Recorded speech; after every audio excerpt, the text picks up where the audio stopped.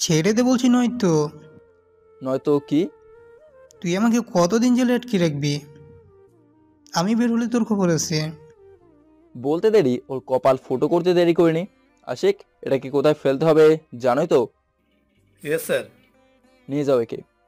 আশিক লাশটাকে নিয়ে গেল। ও হ্যাঁ, পরিচয় দিই, আমি তৌফিক, বর্তমান পেশা আর্মি মেজর। তবে আমাকে কেউ মেজর হিসেবে নয়, এক নামে চেনে, শুটার মাস্টার। কারণ আমি কথা বলি কম কিন্তু ফায়ার করি বেশি। প্রমাণ তো পেলেনই একটু আগে। বাবা মা সবাই আছে, কিন্তু আমার এই পেশা কাউরে ভালো লাগেনি। সবাই আমার জীবনের ভয় করত আর ছেড়ে দিতে বলতো চাকরি। কিন্তু আমি দেশকে এত ভালোবাসি যে নিজের পরিবারকেই ছেড়ে দিয়েছি। মাঝে মাঝে যাই, তবে কারোর সাথে কথা বলি না। স্যার, এটা কি করলেন? এখন তো উপর থেকে চাপ আসবে। জীবন, সেটা আমি সামলাবো, নিজের কাজে মনোযোগ দাও। Yes sir. জীবন চলে গেল। সেদিন ফোন না এলেও পরের দিন এলো। আসসালামু আলাইকুম স্যার। তৌফিক, তোমাকে নিয়ে আমি পারলাম না। তুমি আবারও এনকাউন্টার করলে।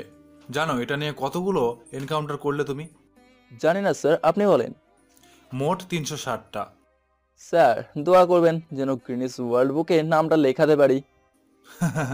তৌফিক, শোনো, যে জন্য ফোন দিয়েছি। হ্যাঁ বলুন স্যার। রাজনৈতিক মহল ক্ষেপে আছে, তাই তোমাকে 3 মাসের সাময়িক সাসপেন্স করা হলো। ঠিক আছে, আমি তাহলে 3 মাস হাওয়া লাগিয়ে বেড়াবো। আমি সেটা কখনো বলেছি? তোমাকে সাময়িক সাসপেন্স করা হলো সবার সামনে, কিন্তু তোমার ডিউটি চলবেই। তোমাকে বগুড়া সদর যেতে হবে। ওখানকার মাদক কারবার বেড়ে গিয়েছে। তুমি সিভিলিয়ান হয়ে মিশনে যাবে, বুঝেছো? আর হ্যাঁ, যত খুশি এনকাউন্টার করতে পারো, আমি সামলিয়ে নেব। তাহলে আর কি লাগে। ও হ্যাঁ, তোমাকে এই কলেজে ভর্তি হয়ে ছাত্রের ছদ্মবেশে থাকতে হবে। ঠিক আছে স্যার। কবে থেকে মিশনে যাবে? আপনি বললে আজই। কোনো অস্ত্র লাগবে? স্যার, আমার মিশনে কি লাগে জানি তো, তবুও বলি। M1911, রিভলভার আর লেজার বিম। তৌফিক, নিজের খেয়াল রেখো। আর হ্যাঁ, মিশন সাকসেসফুল হওয়া চাই। দোয়া করবেন স্যার, যেন আমি শত্রুর সাথে মোকাবেলা করে জয়ী হতে পারি। অবশ্যই। ফোনটা কেটে গেল। সবকিছু গুছিয়ে চললাম নিজ শহর বগুড়ায়। প্রত্যেক মিশনের সময় একটা করে প্রাইভেট টয়েটো ফিল্ডের গাড়ি দিত। এবারও দিয়েছে, সেটা নিয়ে রওনা হব। রাত 10টা। ল্যাম্পপোস্টের আলোর আলোকিত হয়ে আছে রাস্তা। গাড়ির গতি 60-এর কাঁঠার ছুঁই ছুঁই। এক হাতে স্টিয়ারিং ধরে আরেক হাতে ম্যাপে চোখ বুলিয়ে নিচ্ছি। নিজের শহরে অনেক বছর, আনুমানিক 5 বছর পর আসছি। হয়তো ভাবছেন এত বছরে একবারও কি ছুটি পাইনি? হ্যাঁ পেয়েছি, তবে সেই সময়গুলো বাইরের দেশের সৈনিকদের ক্যাম্প ঘুরে এসেছি। সেখানকার সৈনিকদের কিভাবে প্রশিক্ষণ দেওয়া হয় সেগুলো ফলো করেছি, সাথে নিজেও শিখেছি। এতক্ষণে প্রায় গাড়ির স্পিড মিটার 80-তে উঠে গেছে। লোকালয় পেরিয়ে শহরে ঠিক 1 কিলোমিটার আগে চোখ গেল বিধ্বস্ত একটা গাড়ির দিকে। দ্রুত সেখানে গাড়ি দাঁড় করিয়ে কোমর থেকে M1911 রিভলভার বের করে এগিয়ে যেতে লাগলাম। সাথে আশেপাশে চোখ বুলিয়ে নিচ্ছি, কারণ এখন কিছু ছিনতাইকারী গ্যাং হয়েছে যারা এমন পরিস্থিতিতে ফেলে ছিনতাই করে। কিন্তু এখানে কিছুই হলো না। গাড়িটা দুমড়ে মুচড়ে গেছে, যে কারণে দরজাটা খুললো না। তাই বাধ্য হয়ে লেজার বিম অন করে গাড়ির দরজাটা কেটে ফেললাম। তারপর ভেতরে চোখ বুলিয়ে দেখলাম 50 ঊর্ধ্বে ব্যক্তি রক্তাক্ত অবস্থায় পড়ে আছে। সাথে হাতে পালস চেক করে দেখলাম এখনো চলছে। তাই দ্রুত নিজের গাড়িতে করে হসপিটালে নিয়ে এলাম। হয়তো ভাবছেন এমন পরিস্থিতিতে শান্তভাবে কিভাবে থাকা যায়। এগুলো শেখানো হয় আর্মি ট্রেনিংয়ে, যেখানে যে কোনো পরিস্থিতিতে নিজেকে শান্ত রাখা। হসপিটালে নিয়ে গিয়ে আরও এক বিপত্তি। কি হয়েছে ওনার? রোড অ্যাক্সিডেন্ট করছে ডাক্তার। কি? এটা পুলিশ কেস, পুলিশকে খবর দিন দ্রুত। আগে রুগীকে বাঁচান, তারপর পুলিশকে খবর দেবো। অন্য হসপিটালে নিয়ে যান, এখানে চিকিৎসা হবে না। আর চিকিৎসা করাতে চাইলে 10,000 টাকা ঘুষ দিতে হবে। মাথা গরম হয়ে গেল। চোখের পলকে ওর ঠিক হাঁটু বরাবর গুলি করে দিলাম।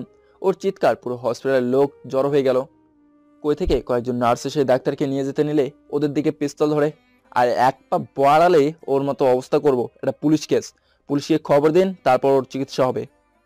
রোগী মারা যাচ্ছে আর বলছেন পুলিশ কেস? আগে রোগীকে বাঁচানো আমাদের দায়িত্ব। তো সেই দায়িত্ব করেছিল এতক্ষণ ওই যে পাশে স্ট্রেচারে শুয়ে আছে, ওনার কি জীবন নেই? ওটা পুলিশ কেস হলে এটাও পুলিশ কেস। নার্স মাথা নিচু করে রইল। দ্রুত আমার পেশেন্টকে নিয়ে যান, নয়তো পুরো হসপিটাল বন্ধ করে দেবো। নার্স বয়স্ক লোককে নিয়ে গেল ওটিতে। আর আমার সামনে ডাক্তার শুয়ে আছে। ভয়ে কেউ এগিয়ে আসছে না। কিরে, কেমন লাগে দেখেছিস? এখন তুই এখানে এইভাবেই পড়ে থাকবি। পুলিশ তোর কেস লিখবে, তারপর ট্রিটমেন্ট করবে তোর। ডাক্তারের মুখে বেদনার ছাপ। প্রায় ঘন্টাখানেক পর পুলিশের জিপের সাইরেন শোনা গেল। পুলিশ ভেতরে এসে সবাইকে জেরা করতে লাগলো। তোকে আমরা ঘিরে ফেলেছি, অস্ত্র ফেলে দে, নয়তো আমরা গুলি করতে বাধ্য হব। অফিসার, ভদ্রভাবে কথা বলুন। কেন রে, তুই কে? চিনিস না আমায়? ওর দিকে এগিয়ে যেতে লাগলাম আর অফিসার পিছিয়ে যেতে লাগলো। দেখ, এগিয়ে আছিস না, বল কে তুই? আমি ওর মুখের সামনে আমার আইডি কার্ডটা তুলে ধরলাম। কে আমি? সরি স্যার, আসলে একজন আর্মি মেজরকে না চিনে তুই তোকারি, তার উপর গুলি তাক করা এবং তার পরিচয় পাওয়ার পরও তাকে স্যালুট না করে আপনাকে সারা জীবনের জন্য বহিষ্কার করা হলো। স্যার, চুপ, কোনো কথা শুনতে চায় না। হাবিলদার, এর পোশাক খুলে নাও। হাবিলদার এসে পোশাকগুলো খুলে নিল, তারপর ওকে নিয়ে চলে গেল। এবার সেই ডাক্তারের সামনে গেলাম যাকে গুলি করছি। কে রে, চিনেছিস আমি কে? স্যার ভুল হয়ে গেছে, আমায় মাফ করে দিন। ও এখন স্যার, আগে বললে কি হয়েছি? নার্স, একে নিয়ে যাও বলে পাশে ওয়েটিং রুমে অপেক্ষা করতে লাগলাম। একটু পর নার্স এসে জানিয়ে গেল পেশেন্ট এখন বিপদমুক্ত। একটু পর আমার ফোন এলো, দেখলাম সেনাবাহিনীর প্রধানের ফোন। আসসালামু আলাইকুম স্যার। ওয়ালাইকুম আসসালাম। তৌফিক, তুমি কোথায়? এখনো ক্যান্টনমেন্টে পৌঁছাওনি কেন? স্যার, একটা ঝামেলা হয়ে গেছে। তারপর শুরু থেকে সব বললাম। গুড জব তৌফিক, কিন্তু তুমি পুলিশ অফিসারকে বহিষ্কার করলে কেন? আর এটা তো আমাদের হাতের বাইরে, পুলিশ প্রধানকে বলতে হবে। সেটা আপনি দেখবেন স্যার। আচ্ছা, দেখবো। ফোন কেটে পাশের চেয়ারে হেলান দিয়ে ঘুমিয়ে পড়লাম। আর ঘুমানোর আগে পেশেন্টের বাইরের লোকদেরও খবর দিলাম, তারা নাকি আগামীকাল সকালে আসবেন। খুব ভেজালের মধ্যে পড়ে গেলাম। এমনিতেই সারাদিনের ক্লান্তি, তার মধ্যে এখনো ডিনার করা হয়নি, ক্ষুধাও লেগেছে, কিন্তু আলসেমি করতে করতে আর যাওয়া হলো না খেতে। ওভাবেই ঘুমিয়ে পড়লাম। পরদিন কোনো কিছু ঝাঁকুনিতে চোখ খুলে তাকালাম, দেখলাম সামনে নার্স। কি হয়েছে আপু, এমন ডাকছো কেন? আসলে স্যার, সকাল হয়ে গিয়েছে তাই আর ডাকছিলাম আর কি। আর আপনার এখানে অসুবিধা হলে আমাদের বেডে ঘুমিয়ে নিতে পারেন। আমরা এখন কাজে থাকবো, রুম ফাঁকাই থাকবে। নার্সের কথায় কেমন যেন সন্দেহ হলো, কারণ নার্স কথা বলতে বলতে বারবার আটকে যাচ্ছিল। যারা প্রথম বা মিথ্যা বলতে অভ্যস্ত নয় তাদেরই এমন হয়। আমি মেজর, অনেক চর বাটপার দেই, ক্লাস নিয়েছি। হ্যাঁ বুঝেছি, আর বলতে হবে না। পেছন থেকে পিস্তলটা নার্সের কপাল বরাবর তাক করে। স্যার, স্যার কি করছেন? তেমন কিছু না, এখন বলো তোমায় এসব বলতে কে বলেছে? আমার কোনো দোষ নেই স্যার, আমাকে মারবেন না প্লিজ, আমাকে মারবেন না। তোমাকে মারবো না যদি সত্যি বলো। কে তোমাকে এইসব বলতে বলেছে? গত রাতে আপনি যে ডাক্তারকে গুলি করেছিলেন তিনি এসব করতে বলেছিলেন। তুমি কেন এসব করলে? তুমি কি কচি খুকেই? স্যার, ওনার কাছে আমার গোপন ভিডিও আছে, সেটা দিয়ে তিনি আমাকে নয় প্রায় সব নার্সদের ব্ল্যাকমেল করে। এসব শুনে রাগ উঠে গেল। দ্রুত ফোন বের করে আমার আন্ডারগ্রাউন্ড টিমকে আসতে বললাম। এরা সবসময় আন্ডারগ্রাউন্ডে থাকে, মনে করুন মাফিয়া। মাফিয়ার মধ্যে দু রকম থাকে, একজন হোয়াইট মাফিয়া আর একজন ব্ল্যাক। একটু পর ওরা এলো, আমি ওদের নিয়ে এসে ডাক্তারের কেবিনে গেলাম। তারপর, রে তোকে একটা গুলি করলাম কিন্তু তুই ভালো হলি না, আমার মান সম্মান নষ্ট করার জন্য এসব করতে গেলেই। স্যার, আমি কিছু করিনি, নার্স মিথ্যা বলেছে ওসব। এক মিনিট, আমি কখন বললাম নার্স এসব করেছে বা বলেছে? শালা চুরি করিস আর বলিস স্যার আমি চুরি করিনি। ভয়েস, একে নিয়ে যাও। ডাক্তারকে নিয়ে গেল। তারপর, আচ্ছা তোমাদের ভিডিও করে রেখেছে? স্যার, ওনার কেবিনে কম্পিউটারে। ডাক্তারের কেবিনে সব তন্ন তন্ন কোনো খুঁজে কয়েকটা সিসিটিভি পেলাম, সেগুলো সব বের করে ভেঙে টুকরো টুকরো করলাম।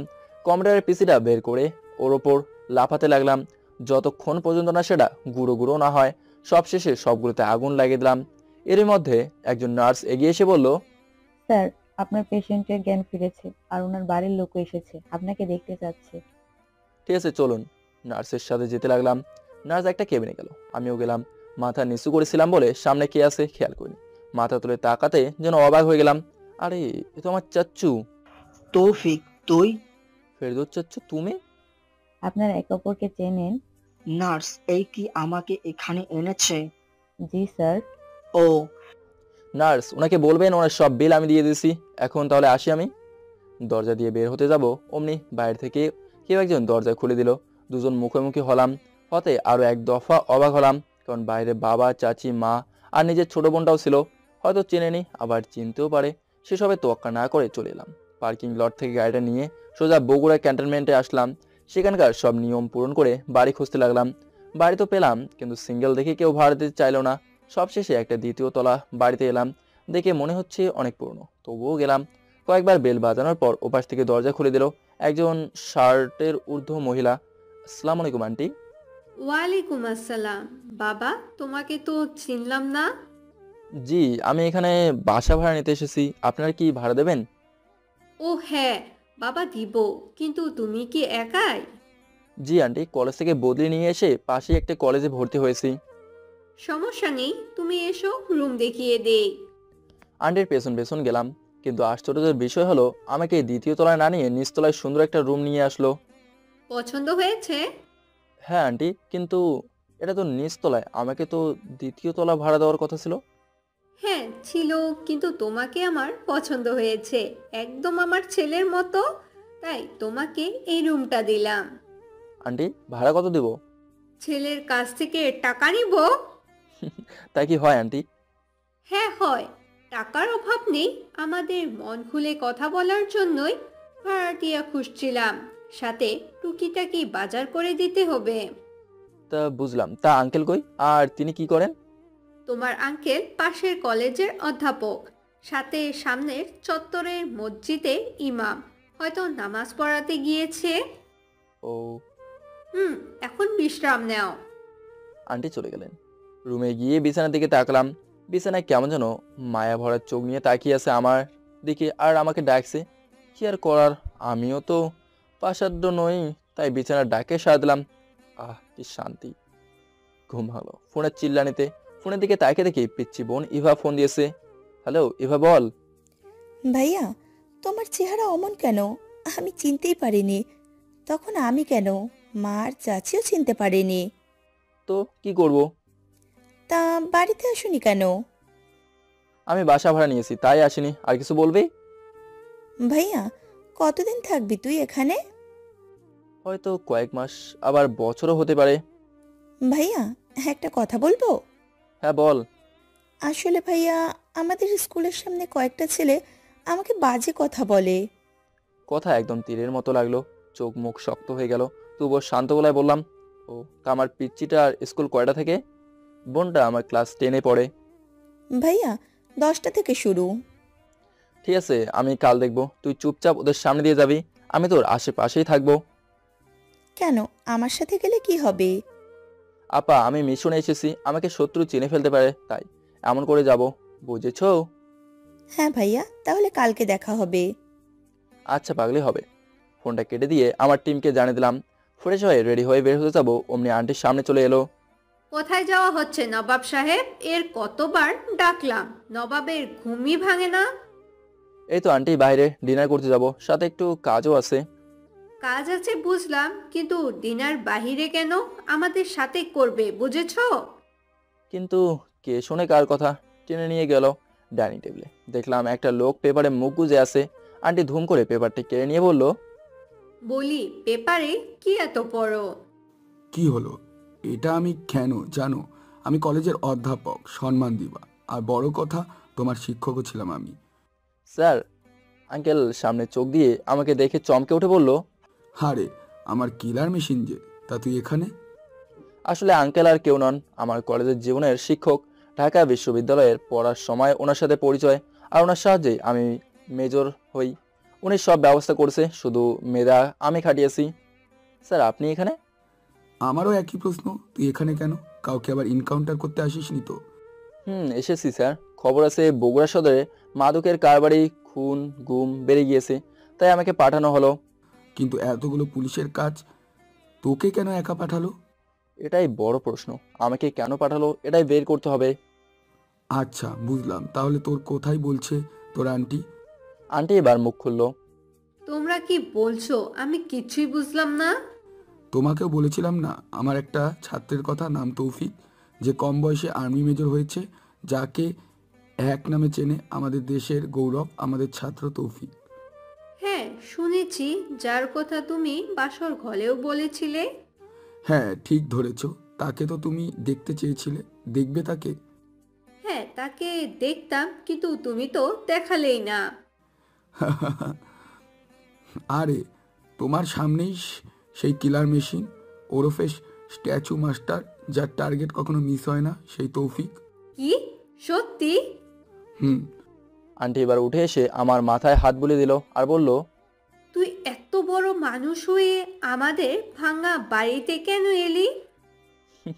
আরে আন্টি, আমি বাড়ির নাম প্লেটে আমার স্যারের নাম মানে মিস্টার আমিনুল ইসলাম লেখা ছিল। নামটা দেখে কৌতূহল হয়ে এসেছিলাম, আর কৌতূহল থেকে সব বাস্তবেই হয়ে গেল। রেহানা, ওকে এখন খাবার দাও, পরে কথা বলবো। ও হ্যাঁ, মনেই ছিল না। বলে আন্টি খাবার সার্ভ করে দিল। কিছু খেয়ে বের হলাম আন্ডারগ্রাউন্ড ক্যাম্পে। এখানে অবশ্য তেমন কিছু নেই, শুধু জবাববন্দি নেওয়া হয়, পরে পুলিশের কাছে হত্যায়ত্ন করা হয়। ক্যাম্পে একটা চেয়ারে বসলাম। একটু পর আন্ডারগ্রাউন্ডের সহকারী লিডার সিরাজুল ইসলাম সিয়াম আমার সামনে এসে বসলো। আসলে সিরাজুল আমার বেস্ট ফ্রেন্ড, শুধু আমি পদের জন্য বড়। আমি যখন বাইরে থাকি তখন সিরাজুল এই টিমটাকে লিড দেয়। সিয়াম, ওকে নিয়ে আসতে বল। কতদিন পর আসলি? কই ভালো মন্দ কথা বলবি তা নয়, এসেই কাজ করছিস। সিয়াম, আমরা দেশের সৈনিক, আমাদের এক একটা সেকেন্ডও মূল্যবান। আমাদের ট্রেনিংয়ের সময় আমাদের কি বলেছিল মনে আছে? অনেক কিছুই বলেছে, তবুও তুই বল, আমি শুনছি। ট্রেনিংয়ে আমাদের বলা হয়েছিল ডু অর ডাই, মানে হলো বাঁচো নয়তো মৃত্যু বরণ করো। এটাই আমাদের নীতি। আমাদের সামনে অনেক কঠিন মুহূর্ত আসবে, যেখানে সময় খুব কম থাকবে, তখন এক এক সেকেন্ডও মূল্যবান। সুতরাং বন্ধুত্ব অবসরে এখন কাজের কথায় আসি। এরই মধ্যে আমাদের টিম সদস্য ডাক্তারকে নিয়ে আসলো, এসে সামনের চেয়ারে বসালো। আমিও বসলাম পাশের চেয়ারে, সিয়াম মাঝখানে মাঝারি সাইজের চেয়ার। তা মিস্টার ফারুক, বলুন আপনি হসপিটালে ঘুষের কারবারি কেন করছিলেন? ডক্টর ফারুক নিশ্চুপ। আমাদের সেখানে হয়েছিল সব সময় ঠান্ডা মাথায় জেরা করতে, তাই আবার বললাম, মিস্টার ফারুক, আমি খোঁজ নিয়েছি আপনি একজন নেক্রোফিলিয়া, মৃত্যু নারীর সাথে সংগ্রাম করেন, সাথে হসপিটাল নার্সদের যৌন হয়রানি করেন। ডক্টর ফারুক এবারও চুপ। শেষ প্রশ্ন, সিয়াম তুই কর। আমি শুনেছি আপনি বগুড়া শহরে মাদক কারবারের সাথে জড়িত। মিথ্যে বলবেন না মিস্টার ফারুক। সে জায়গার লোকদের আমরা অ্যারেস্ট করেছি এবং সেই বলেছে আপনি জড়িত। আর সাথে হসপিটালের কয়েকজন স্ট্রাকচার বয়ও। কথাটা কি সত্যি? মিস্টার ফারুক নিশ্চুপ। এবারে মাথায় রক্ত উঠে গেল। টেবিলের উপর থেকে প্লাস নিয়ে একের পর এক কার্ডগুলো তুলে ফেলতে লাগলাম। ডাক্তারের গলা ফাটানোর চিৎকার যেন কানে না আসে, সেই জন্য কানে তুলে দিয়ে রেখেছি। মিস্টার ফারুক দ্রুত বলুন। মিস্টার ফারুক ব্যথায় কাতর, কিন্তু মুখ খুলতে নারাজ। পাশের সর্দার, যেটা দিয়ে সুপারি কাটা হয়, বড় মাপের ছিল, ওর মধ্যে ডাক্তারের সমস্ত নখগুলো কেটে ফেলতে লাগলাম। 1971 সালে মুক্তিযোদ্ধারা যখন পাকিস্তানিদের হাতে ধরা পড়তো, তখন তাদেরও এভাবে নখ কাটতো ক্যাম্পের অবস্থান জানার জন্য। মিস্টার ফারুক তবুও চুপ। রাগটা আরও বেড়ে গেল। পাশে লাঠি ছিল, দ্রুত লাঠিটা নিয়ে ওর ব্যক্তিগত সোফাতে বাড়ি দিতে লাগলাম, তবুও চুপ। সিয়াম, গুলিটা লোড কর। এর এক পাতে শ্যুট করে আমার মন ভরেনি, ওর সমস্ত হাত পাগুলোতে শ্যুট করতে ইচ্ছে করছে। সিয়াম, পিস্তল লোড কর। আমার হাতে দিতেই মিস্টার ফারুক চেঁচিয়ে বলে উঠল, স্যার স্যার বলছি, হ্যাঁ আপনি যা বলেছেন সবই সত্যি, আমি সব কিছুর সাথে জড়িত। বা এ তো মেঘনা চাইতেই জল। আন্দাজে ঢিল মেরেছি আর সঠিক জায়গাতে লেগেছে। হসপিটালে কোন কোন ওয়ার্ড বয় জড়িত? আনার চেম্বারের পাশের রুমে ডক্টর রহমানের ওয়ার্ড বই কামরুল। আর কে?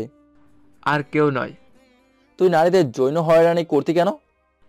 আসলে কয়েকজন আমাকে মৃত্যু নারীর সাথে সেক্স করতে দেখে ফেলেছিল, তাই এডিট করে ওসব ভিডিও বানিয়ে ব্ল্যাকমেল করতাম যেন কেউ না জানে। তার মানে তুই আমাকেও ব্ল্যাকমেল করার জন্য নার্সদের রুমে যেতে বলেছিলি? ওর ডান পায়ের গোড়ালিতে শ্যুট করে দিলাম, তাই সব মাদক কই পেতি তুই? কামরুল এসব এনে দিত, আর আমি সেগুলো বিভিন্ন পেশেন্টের প্রেসক্রিপশনে লিখে দিলাম। ধন্যবাদ মিস্টার ফারুক। সিয়াম, আগামীকাল একে পুলিশের কাছে হস্তান্তর করবি। আর আগামীকাল সকালে কোথায় যাব মনে আছে? জি স্যার। গুড। মিস্টার সিয়াম, আগামীকাল দেখা হবে, চলি। ভাড়া বাসায় আসলাম। এসে স্যারদের সাথে কিছুক্ষণ আড্ডা দিয়ে ঘুমিয়ে পড়লাম। পরের দিন ঘুম থেকে উঠলাম ভোর 6টায়। রোজকার মতো জগিং করে এসে ফ্রেশ হয়ে খাবার টেবিলে গেলাম, যেখানে স্যার আর আন্টিও ছিলেন। আন্টি আমাকে দেখে, এই তো এসে গেছে, এসো বাবা বসো। জি আচ্ছা আন্টি। খাবার টেবিলে বসে একবার স্যারের দিকে তাকাই, আরেকবার আন্টির দিকে তাকাই। মাথায় একটা প্রশ্ন ঘুরপাক খাচ্ছে, যেটা গতকাল মনে ছিল না বলার। স্যার মনে হয় লক্ষ্য করেছে। তৌফিক, কিছু বলবে? আসলে স্যার একটা প্রশ্ন জানার ছিল আর কি। তো বলো, লজ্জা পাচ্ছ কেন? আসলে আন্টি, আমি গতকাল স্যারের নাম আর তার পেশা বাড়ির নাম প্লেটে দেখেছিলাম, সেটা দেখে অনেক আশা নিয়ে ঢুকেছিলাম, কিন্তু আপনি দরজা খুলে দিলে সেই আশা মাটি হয়ে গিয়েছিল। কিন্তু রাতে স্যারকে দেখে খুশি হলো, একটা হিসাব মেলাতে পারছি না। আমি যখন স্যারের ছাত্র ছিলাম, এমনকি আর্মিতে জয়েনের 1 বছর পর্যন্ত আমি স্যারের বাসায় যাওয়া আসা করতাম, তখন তো আপনাকে দেখিনি। স্যার একাই থাকতেন, সাথে ওনার ছেলেও। আর বড় কথা, আমার স্যার বাসর ঘরে আমার কথা বললো কি করে? আমি তো আপনার ছেলের বয়সী। ও এই বিষয়, শুনো, আমি তোমার স্যারের দ্বিতীয় স্ত্রী। তাহলে এখন ভেবে দেখো। এতক্ষণ স্যার চুপ ছিল, কিন্তু এবার তিনি বললেন, তৌফিক, আসলে তুমি যখন আমার ছাত্র ছিলে তখন আমার বয়স ছিল 55, কিন্তু আমার প্রথম স্ত্রীর সন্তান জন্ম দেওয়ার সময় মারা যায়। তখন সন্তানের কথা ভেবে বিয়ে করিনি। তখন আমার বয়স ছিল 28। এভাবেই স্ত্রী ছাড়া চলছিল আমার জীবন। ভেবেছিলাম আর বিয়ে করব না, কিন্তু ছেলের বয়স 26 বছর প্রায় হলে উচ্চ ডিগ্রি অর্জন করতে আমেরিকায় স্টুডেন্ট ভিসায় চলে যেতে চাইলে আমি তাকে বারণ করি, কিন্তু ছেলেটা অনেক বুঝালো। শেষে আমাকে জোর করলো এই বয়সে বিয়ে করতে, যাতে সে আমাকে যত্ন করে, কিন্তু করিনি। ছেলে চলে গেল, তুমিও আর্মিতে গেলে। প্রায় তার 1.5 বছর পর এই সুন্দরীর সাথে দেখা হলো, যে কিনা আমার বান্ধবী ছিল। তার স্বামী নাকি রোড অ্যাক্সিডেন্টে মারা যায়, আর কোনো সন্তানও ছিল না, তাই নিজের চাকরি করে চলছিল দিনকাল তার। দুজনের কথা বলা, ভালো লাগা, অবশেষে তাকে বিয়ের প্রস্তাব দিই। তখন তোমার আন্টির বয়স প্রায় 56 আর আমার বয়স 57। এরকম অনেকেই থাকে প্রায় প্রত্যেক ব্যাচে। বিয়ের পর আর যোগাযোগ হয়নি তোমার সাথে, কারণ ঢাকা বিশ্ববিদ্যালয় থেকে অবসর নিয়ে এখন বাগুড়ায় এসেছি আর এখানেই জয়েন করেছি। অনেক লম্বা কাহিনী। বাবা, খাও এখন। খাওয়া শেষ করে বের হলাম এবার স্কুলের দিকে। দূর থেকে দেখলাম 6টা ছেলে ইভাকে বিরক্ত করছে, চুল টানছে। এটা দেখে গায়ে পশম দাঁড়িয়ে গেল রাগে, কিন্তু সংযত করে এগিয়ে গেলাম। ইভা স্কুলে গেল। সিয়াম ওদের সামনেই হাই স্কার নিয়ে ছিল, আমার ইশারায় অপেক্ষায়। ওদের দিয়ে তাকিয়ে সিটি বাজালাম, আর সঙ্গে সঙ্গে ডাইরেক্ট অ্যাকশন শুরু হয়ে গেল। হাই স্কারটি ওদের সামনে এসে 3জন নেমে জোরপূর্বক গাড়িতে তুলো, হাওয়ার গতিতে অবস্থা ত্যাগ করলো। আর আমি এবার স্কুলের মধ্যে গেলাম, দেখলাম ইভা কয়েকজনের সাথে কথা বলছে, আর ইভা কান্না করছে। একজন ভাইয়ের কাছে সবচেয়ে কষ্টকর মুহূর্ত হলো তার বোনের চোখের পানি। আমি কিছু না বলে ওখান থেকে ইভাকে টেনে আনতে যাব, অমনি ঠাস ঠাস ঠাস কয়েকটা চর মারলো কেউ একজন। সামনে তাকে দেখি একটা মেয়ে, প্রায় ইভার সমবয়সী। চরটা মেরে মেয়েটি বলতে শুরু করলো, লুচ্চা বদমাইশ, মেয়ে দেখলে হাত ধরতে ইচ্ছা করে। তুই কে রে? জানিস ওর ভাই মেজর আজ আসার কথা, কিন্তু সে আসেনি, তাই কাঁদছে। সে যদি আসে তোকে একদম কাছে খেয়ে ফেলবে। আমি অবাক হয়ে ইভার দেখি একবার, মেয়েটার দেখি একবার। ইভা দেখি মাথা নিচু করে আছে। তুমি জানো আমি ইভার কে হই? তুই আবার কে হবি, বকাটে লুচ্চা? কথাগুলো শুনে মেজাজ খারাপ হলো। ধমক দিয়ে ইভাকে বললাম, ইভা, মেয়েটা কে রে, আমাকে যাতা বলছে? ইভা একটু কেঁপে উঠলো, বুঝলাম পাগলি ভয় পেয়েছে। এই তনু, চুপ কর। ইনি আমার ভাইয়া, যার কথা তোকে বলেছিলাম। কি মিস তেজপাতা ম্যাম, শুনলেন তো কে হই আমি? আগে ইভার বিষয়টা দেখি, তারপর আপনার ব্যবস্থা করব। সোজা এনকাউন্টার বলে ইভাকে নিয়ে বাইরে দাঁড়ালাম। একটু পর একটা প্রাইভেট টয়োটা ফিল্টার গাড়ি এসে দাঁড়ালো। চুপচাপ গাড়িতে উঠে বসলাম। ইভা বসলো, বসতে ইভার চোখ বেঁধে দিলাম। ভাইয়া, চোখ বাঁধছ কেন? আমার বোনটাকে ছোট্ট একটা সারপ্রাইজ দেবো, এখন চুপ করে থাকো। ইভাকে নিয়ে এলাম আমাদের আন্ডারগ্রাউন্ড টর্চার সেলে। ইভাকে নিয়ে ভেতরে গেলাম, গিয়ে ওর চোখের বাঁধন খুলে দিলাম। আসলে এবার চোখ এই কারণে বেঁধেছি যাতে আমাদের এই অফিসটা না চেনে। এবার চোখ খেলে আমার দিকে তাকিয়ে বলল, ভাইয়া, এ কই নিয়ে এসছো আমাকে? পেছনে তাকিয়ে দেখ। এবার পেছনে তাকিয়ে অবাক, সাথে রাগে পাগলিটার চোখগুলো লাল হয়ে গেল। আমি এবার হাত ধরে সামনে থাকা সেই সব ছেলেদের সামনে নিয়ে গেলাম যারা এবার চুলে হাত দেওয়ার চেষ্টা করেছিল। ইভা, এরাই কি তোকে রোজ ইপটিজিং করতো? হ্যাঁ ভাইয়া, এদের কথা আব্বুকে বলেছিলাম, তিনি থানায়ও জানিয়েছিল, কিন্তু অফিসার এদের কিছুই বলেননি। কেন, এরা কে? ভাইয়া, এরা হলো এখানকার বড় লোকেদের হাতুড়ে ছেলে। আর এই যে এইটা, যে এবার চুলে হাত দিয়েছিল, এই হলো এখানকার চেয়ারম্যানের ছেলে। বুঝেছি। তা তুই কি এদের মারবি নাকি আমি মারবো? এবার জুতা খুলে মারতে যাবে তার আগেই আটকালাম। আরে এরা তো বেহুশ, দাঁড়া এদের জাগাই। সিয়াম, একটাকে। সিয়াম হাজির। স্যার বলুন। জাগাও এদের। সিয়াম ওদের মুখে পানি মেরে দিল। একটু একটু করে ওরা চোখ খুললো। চোখ খুলে চিৎকার করে হুমকি দিতে লাগলো, এই কে তুই, আমাদের বেঁধেছিস কেন? কেন, তোকে বাদলে কি হবে রে? এই রিশান, পাশে দেখ ফুলকলিও আছে রে। আরে তাই তো, তা সুন্দরী, তুমি কি আমাদের এখানে এনেছো? ভালোই ভালো ছেড়ে দাও, নয়তো। রিশান ভাই, শালাকে মনে হচ্ছে কুপিয়ে মারি, আমাদের তুলে এনেছে। ও আচ্ছা, মারিস, আগে বেঁচে ফিরতে পারবি কিনা ভাব। কে মারবে তুই? হাসালি। ইভা বোন, তুই ওদের কি করবি কর, তারপর ওখান থেকে ওই যে পাশের ঘর, ওখানে গিয়ে তুই কানে আঙ্গুল আর চোখ বন্ধ করে থাকবি, ঠিক আছে? ঠিক আছে ভাই। বলে ওদের ইচ্ছা মতো জুতার বাড়ি দিয়ে চলে গেল পাশের ঘরে। এবার আমি ওদের সামনে চেয়ারে বসলাম। সিয়াম, নিয়ে এসো।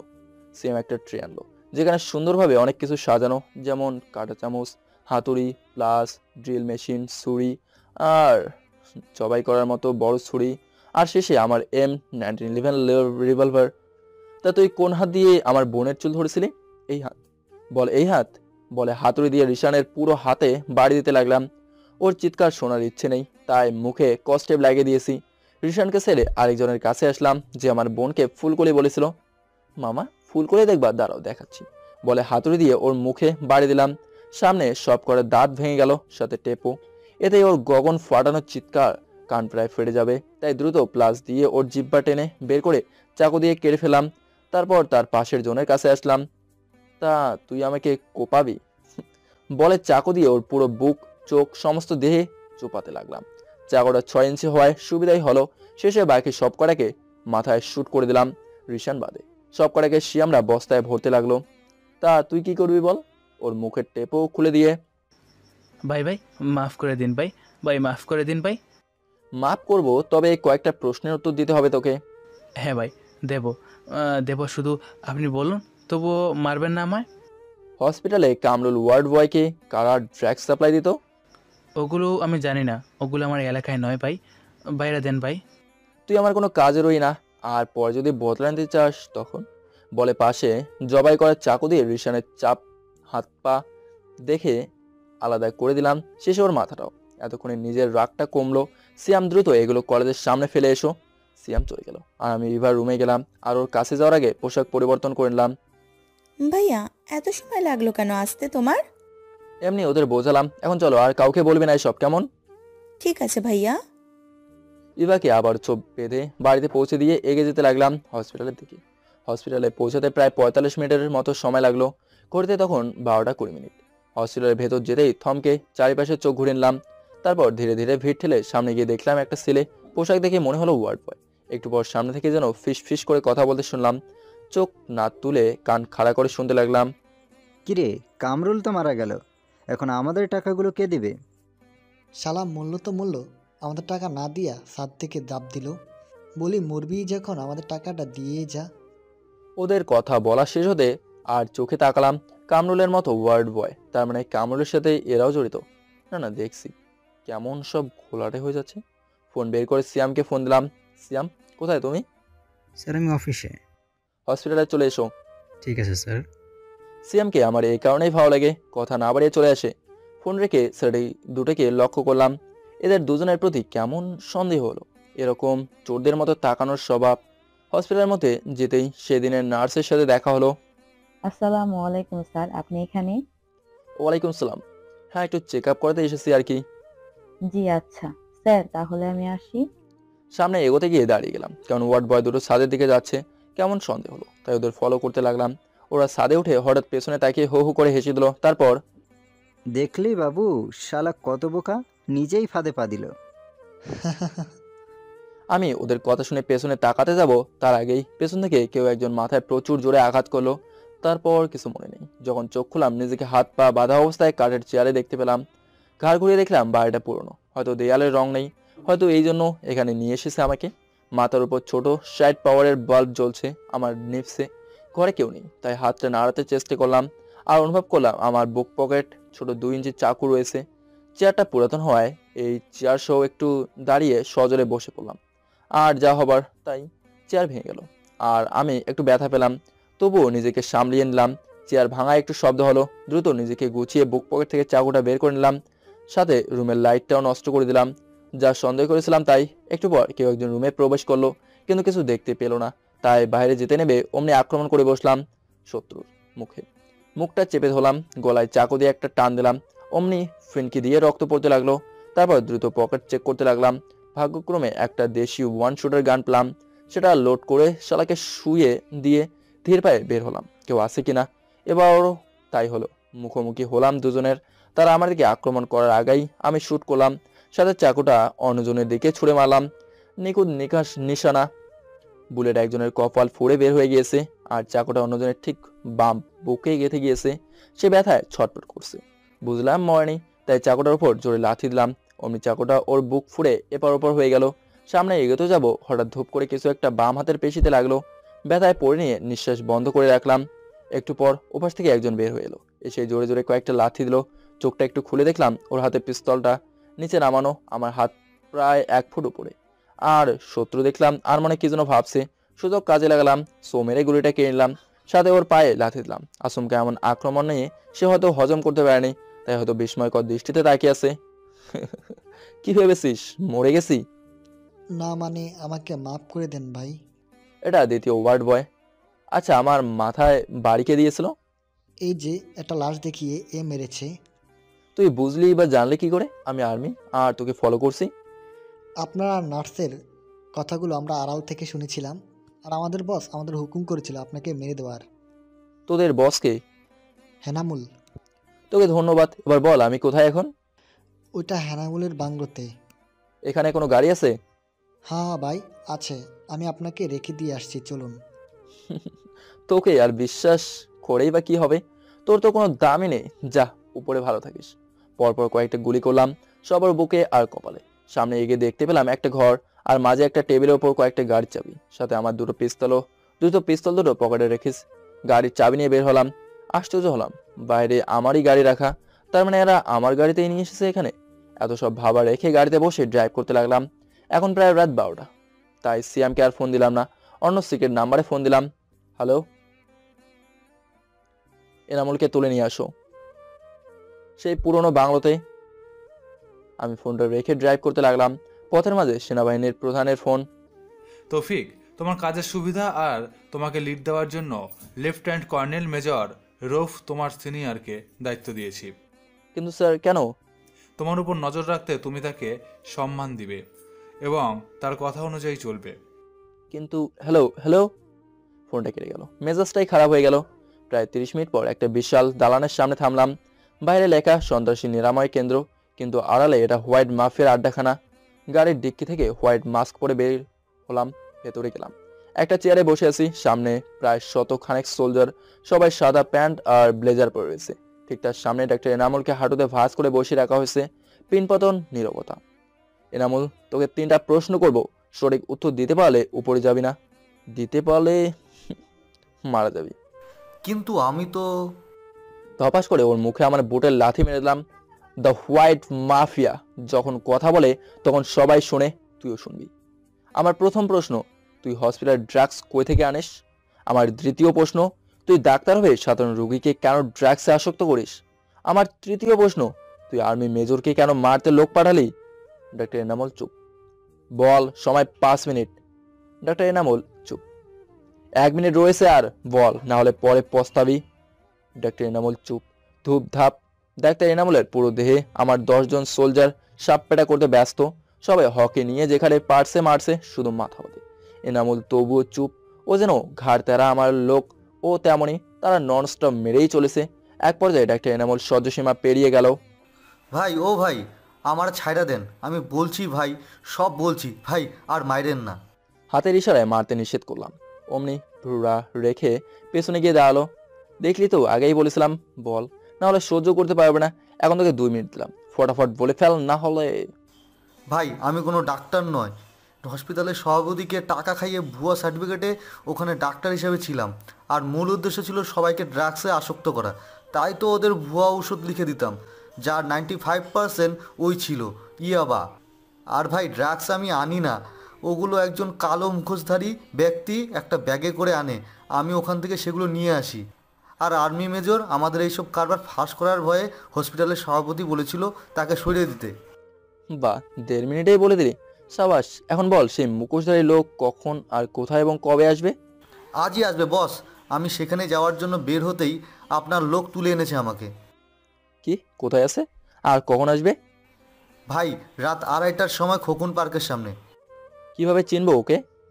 ভাই, ওনার সমস্ত পোশাক কালো, এমনকি গাড়িও, হাতে বস সুটকেসও থাকে। যা, তোকে উপরে পাঠিয়ে দিলাম। কয়েক রাউন্ড গুলি মেরে দিলাম ওর বুকে।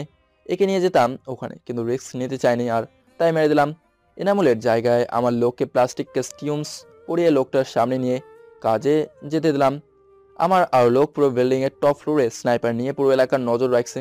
আমিও বুলেট প্রুফ জ্যাকেট পরে রেডি হয়ে নিলাম। একটা পথচারী বেশি, তার পাশে কম্বলের নিচে ঢাকা, গা ঢেকে শুয়ে আছি। তোর আসতে এত দেরি হলো কেন? আসলে শালা মেজরকে শুয়ে দিতে দেরি হয়ে গেল। কই মাল এনেছেন বস? সেটা আর বলতে, কিন্তু টাকা কই?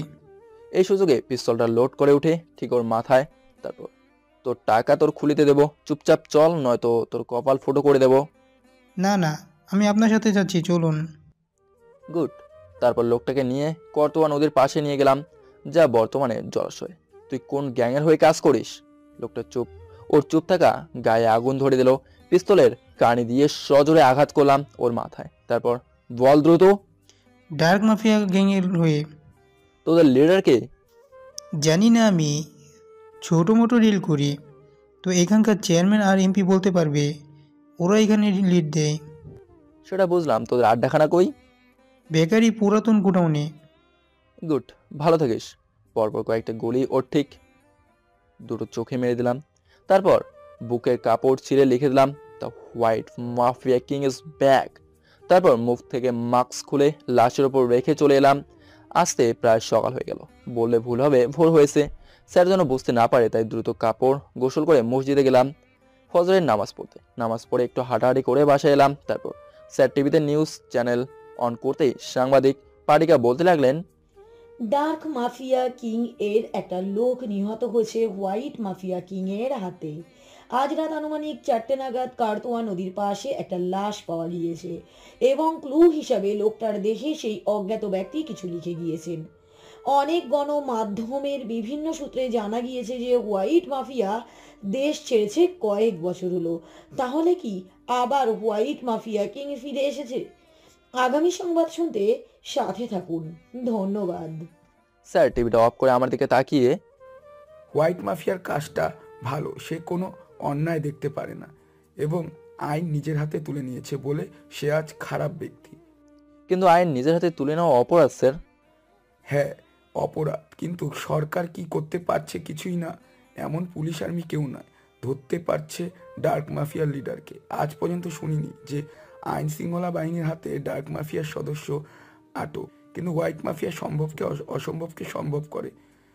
আমি কি মনে হয় না তোমাকে স্যালুট করব? যারা দেশের ভালোবাসা তারাই এমন হয়ে দেশের জন্য মাফিয়া হয় প্রস্তুত। জি স্যার। এরই মধ্যে আন্টি এলো ব্রেকফাস্ট করার জন্য। তখন প্রায় আমি ঘুমে টইটুম্বুল করছি। কোনো রকম খাওয়া শেষ করে বিছানায় শুয়ে পড়লাম। এক ঘুমে বিকাল হয়ে গেল। ঘুম থেকে উঠে ফ্রেশ হতে ফোনের রিংটোনটা বেজে উঠলো। দেখলাম আননোন নাম্বার, তো রিসিভ করলাম। আসসালামু আলাইকুম। ওয়ালাইকুম সালাম। আমি লেফটেন্যান্ট কর্নেল মেজর রৌফ। আশা করি গতকাল স্যারের থেকে শুনেছ। জি স্যার। গুড। তুমি আজ বিকেল 5টায় তোমার এলাকার চেয়ারম্যানের বাসায় আসবে। তার ছেলের খুনের বিষয়ে কথা বলতে যেতে হবে। কিন্তু এটা তো পুলিশের কাজ।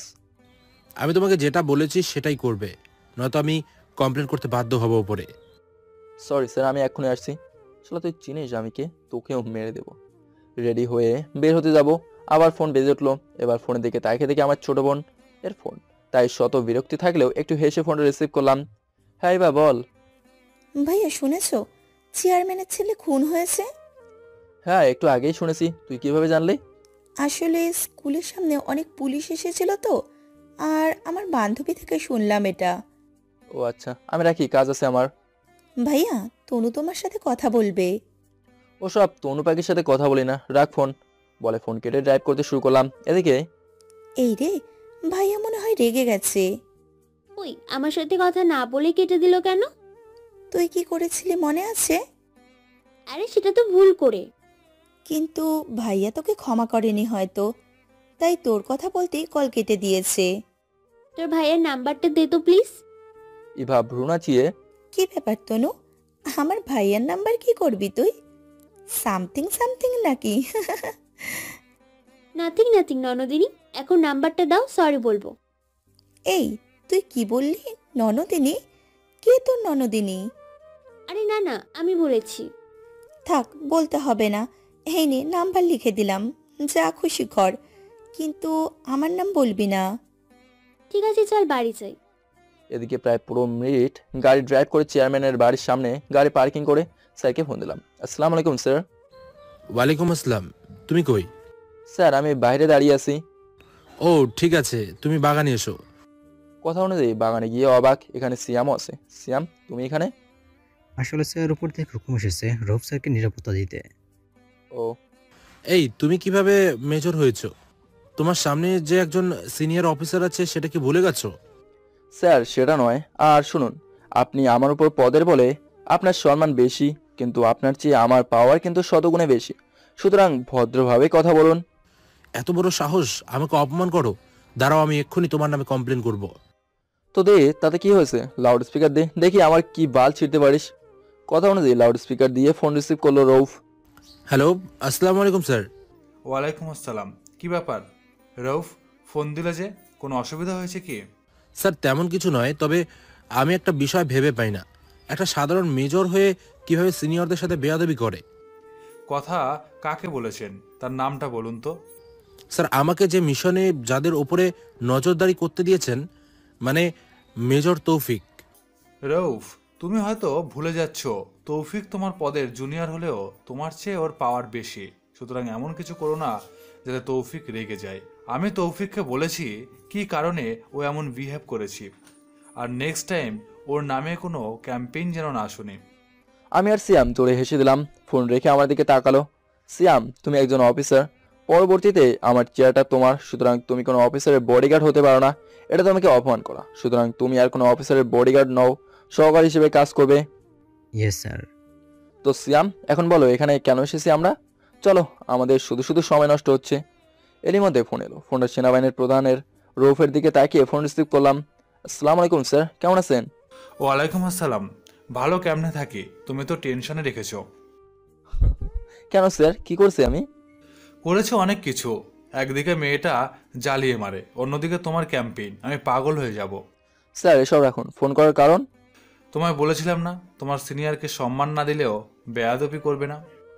আসলে স্যার আমি যে মিশনে এসেছি সেটা পূরণ করছি, কিন্তু আমার সিনিয়র অফিসার আমার সময়টুকু নষ্ট করছে, তাই একটু রেগে গিয়েছিলাম। আর স্যার, চিফ অফিসার যার কিনা আমার প্রমোশনের পরে আমার চেয়ারে সে বসবে, তার কি মানায় কোনো সিনিয়র অফিসারের বডিগার্ড হওয়া?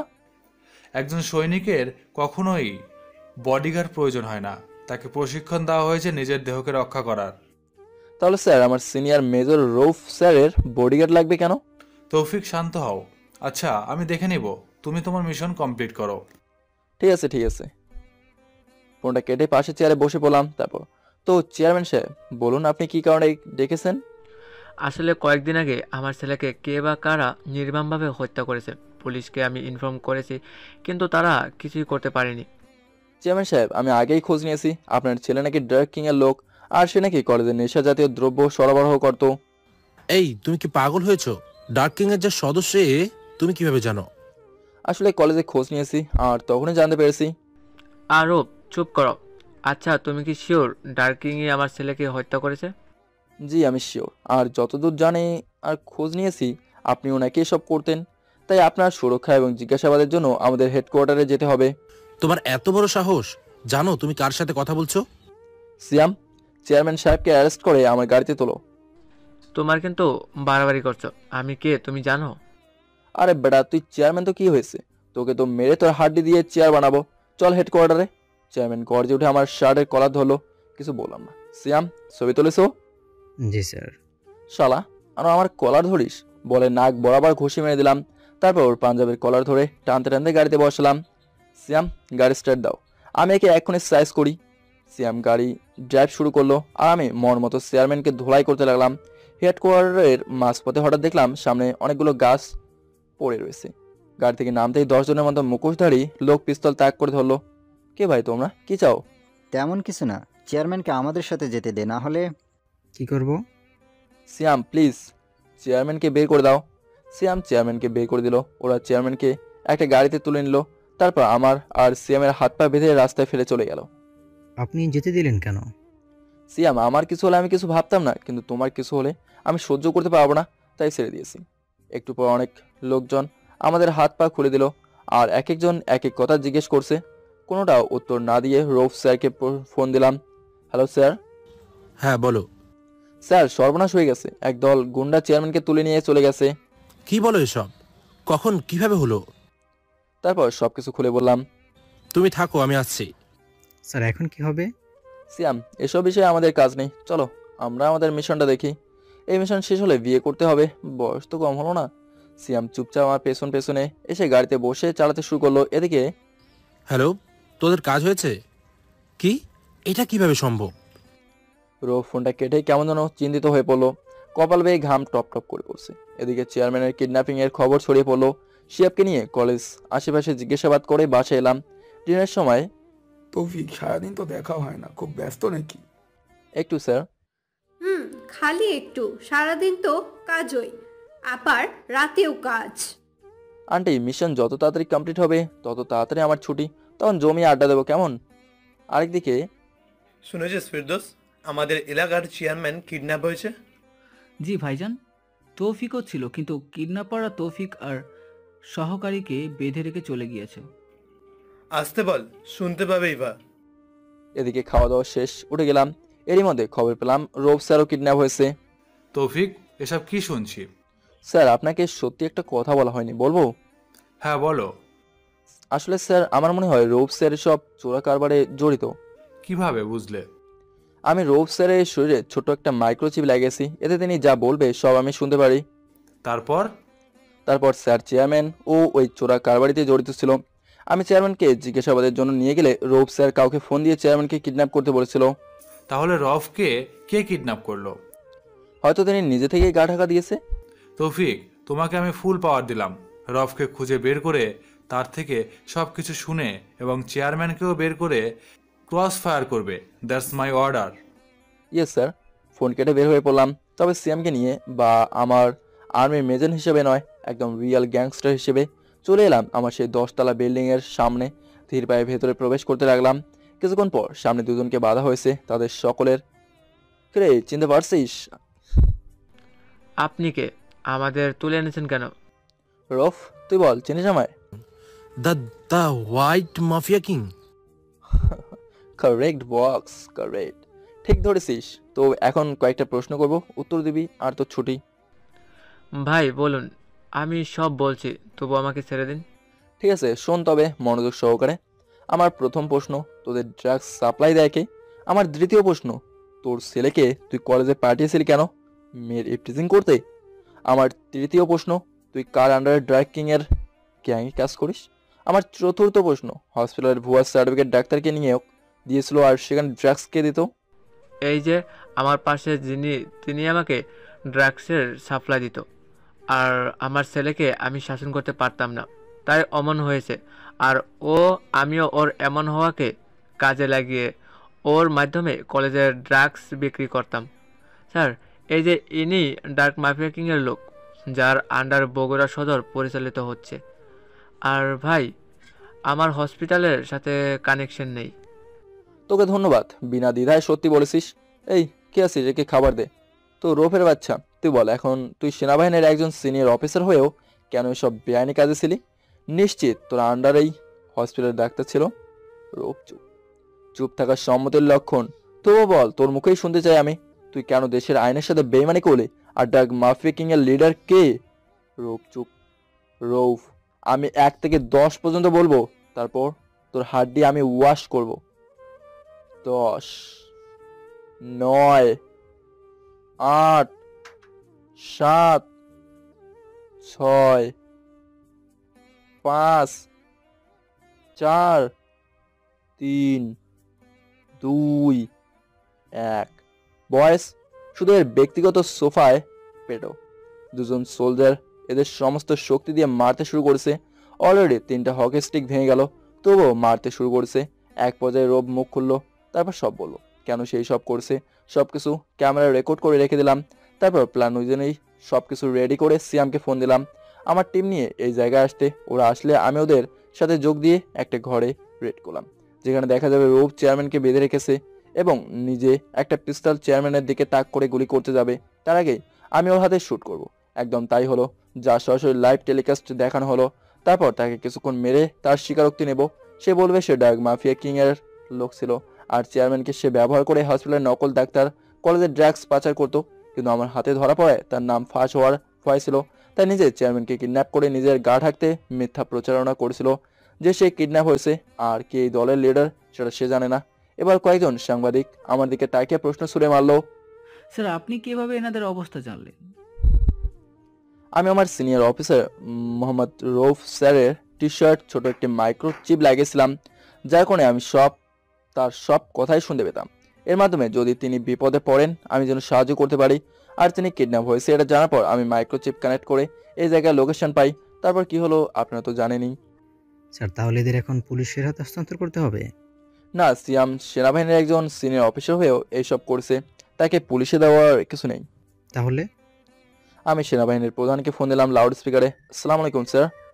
ওয়ালাইকুম আসসালাম তৌফিক, বলো। স্যার, একজন সৈনিক হয়ে কখনো নিজের দেশের সাথে বেইমানি করতে পারে না, আর করলেও তার শাস্তি মৃত্যুদণ্ড।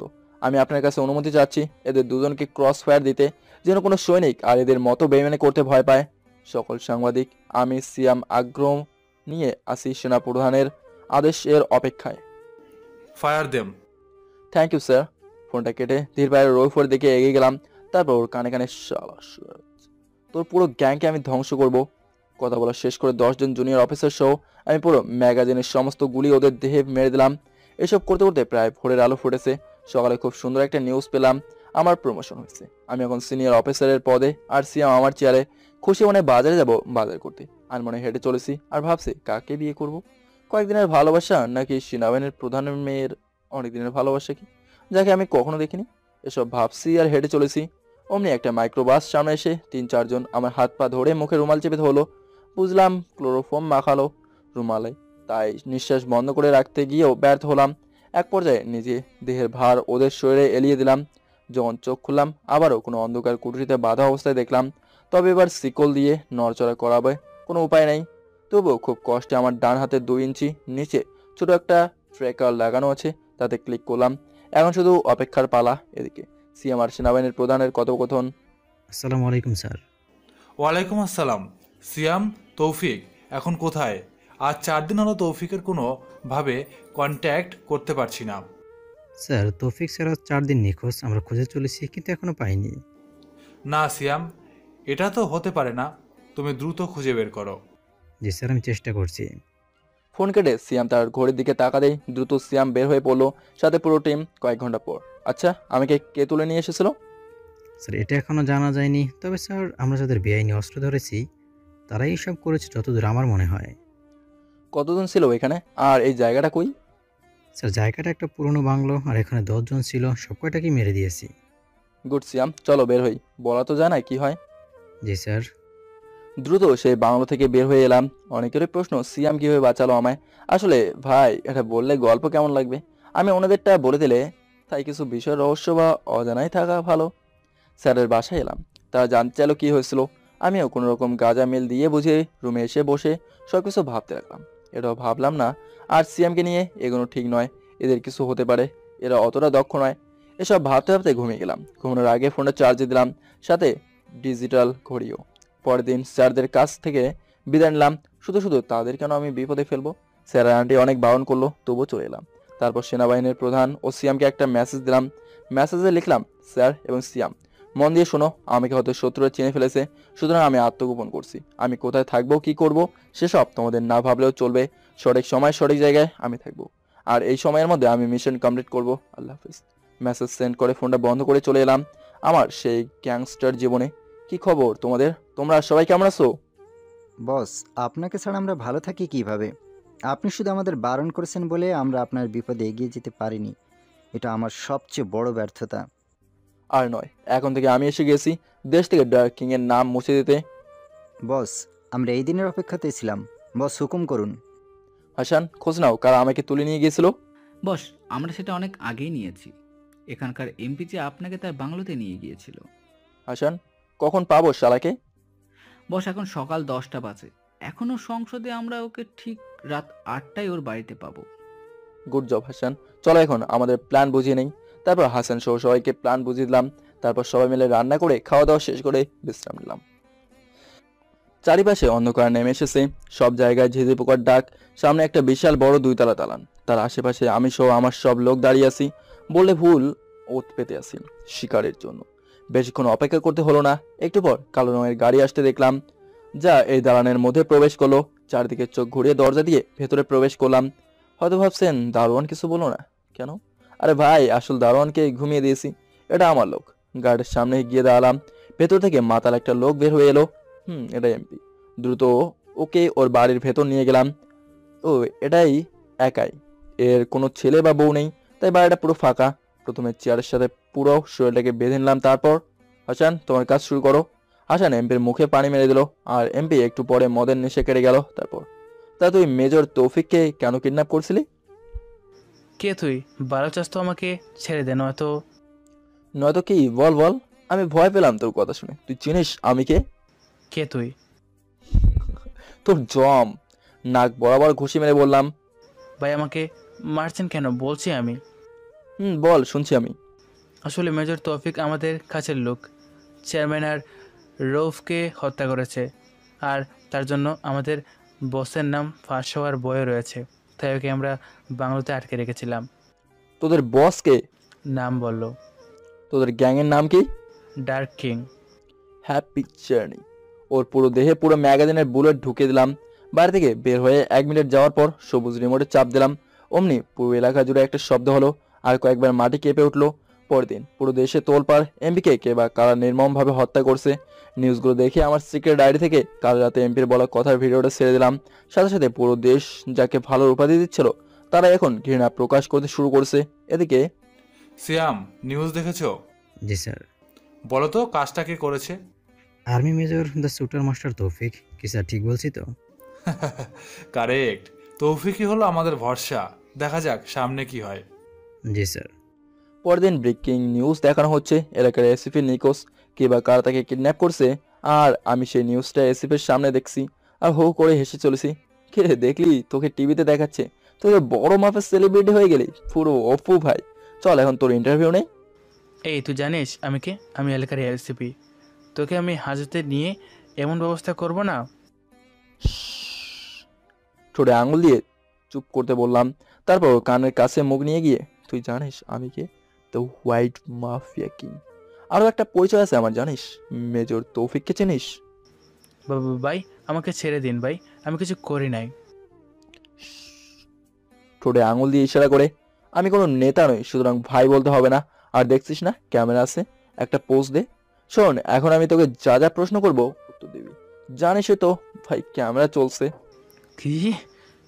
তা তুই তাহলে সেই না যে কলেজের ড্রাগস সাপ্লাইয়ের সহযোগিতা করতি? জি হ্যাঁ। এইসব তুই কোথায় পেতি?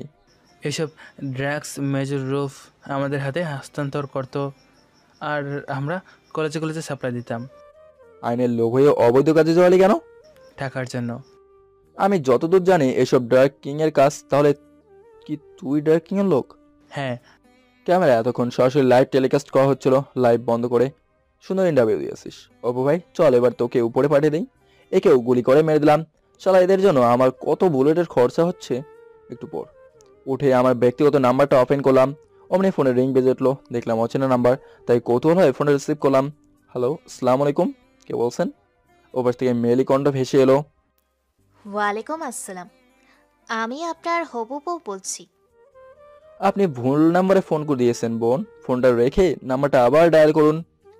জি না জনাব, আমি ঠিক নাম্বারেই ডায়াল করেছি এবং ঠিক লোকের সাথেই কথা বলছি।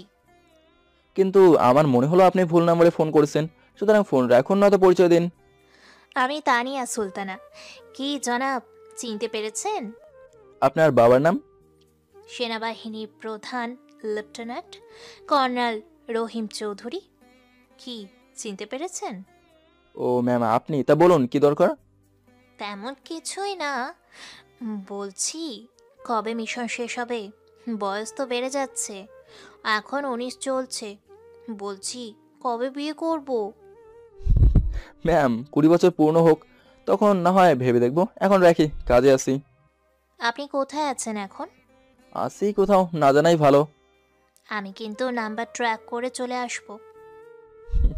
আমি অত কাঁচা খেলোয়াড় নই মিসেস তৌফিক, আমি আপনার বাবার চেয়েও 2 ধাপ এগিয়ে। এটা পার্সোনাল নাম্বার, কোনো লোকেশন দেখাবে না। আশা করি বুঝেছেন। আল্লাহ হাফেজ। পরের দিন ঘুম থেকে উঠে ফোনটা হাতে নিলাম, দেখলাম আবার অচেনা নাম্বার থেকে ফোন। আবার কৌতূহল নিয়ে রিসিভ করলাম। হ্যালো, আসসালামু আলাইকুম, কে বলছেন? জি, আমি তনু, তনু পাখি। তনু পাখি? কি দিন আসলো রে বাবা, পাখিরাও এখন ফোন ব্যবহার করতো। তা তনু পাখি, বলুন আপনার কি লাগবে? গম খাবেন? এই শোনো, আমি মানুষ আর আমাকে চেনেন না তাই না? তাহলে মনে করিয়ে দিই। হ্যাঁ, তাই ভালো হবে, বলুন। মনে আছে আপনাকে ভরা মাঠে ঠাস ঠাস করে চড় মেরেছিলাম? সেই আমি। ইস, মান ইজ্জত লুটে নিলেন পাড়ক পাটিকাদের সামনে। এত বেশি ভাব নিলে এমনই হবে। আর আপনি আমার উপর কোনো তাবিজ পানা পড়া করেছেন নাকি বলেন তো? সেই প্রথম দিন থেকেই আপনার কথা ভাবছি। আর নাম্বার নিয়ে ফোন দিব দিব করে আজ 5 দিন পর ফোন দিয়েই দিলাম। ঠিক করেছি না? হ্যাঁ, ফোন দিয়ে আমার উদ্ধার করছেন। বলুন এখন কি বলবেন? তেমন কিছু না, আমি আপনার সাথে সারা জীবন তনু পাখি হয়ে সংসার করতে চাই। আজব, সবাই ভালোবাসি বলে আর আপনি সোজা সংসার। খুব ভয়ানক মেয়ে তো। এখন শুনুন, কোনো মেয়ের সাথে কথা বলবেন না। আর বললে আর একটা মেয়ের সাথে কথা বলবেন। আমি কিন্তু একটা সতীন নেব, এর বেশি নয়, মনে থাকে যেন। হ্যালো হ্যালো, কেটে দিল ফোন। বিরক্তি নিয়ে উঠতে যাব, আবার ফোন দেখলাম ইভা দিয়েছে। বল পেতনি। কি ভাইয়া, তাহলে এত দূর এগিয়ে গেছো? আমার বান্ধবীকে পটিয়ে নিয়েছো? দেখ ইভা, রাগাবি না, ফোনের মধ্যে গিয়ে মারবো বেয়াদব মেয়ে। আমার নাম্বার ওকে কে দিয়েছে? আমি কি জানি, আমি দেইনি। সেটা আমি বুঝেছি, এখন আমার মাথা খাচ্ছে, তুইও খাচ্ছিস। আরেকদিকে স্যার, এর মেয়েটাও পাগল হয়ে যাব আমি। পাঠক পাঠিকারা, আপনারাই বলেন, আপনাদের বাসা পাবনা হলে আমায় বলবেন, আমি আপনার বাসায় যাব।